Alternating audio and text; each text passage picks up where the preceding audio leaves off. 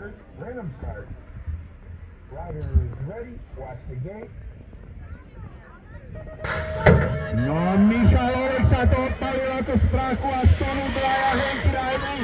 Matúš Uzla teraz dôležitú ráku musí zvládnu, momentálne ho máme na 4. pozícii. Michal Oleksa 1, na 2. teraz ide Šimon Lukáč.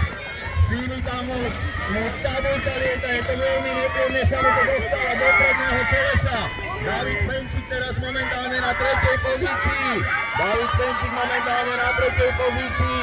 Mišo Oleksa je tam suverénny, Filip Katerinec sa nám tam dostáva taktiež do 4. miesta. Pozrieme teraz ten záver. Mišo Oleksa 1, druhý Simon Lukáč, tretí David Pencik a 4. Filip Katerinec. Takže Filip to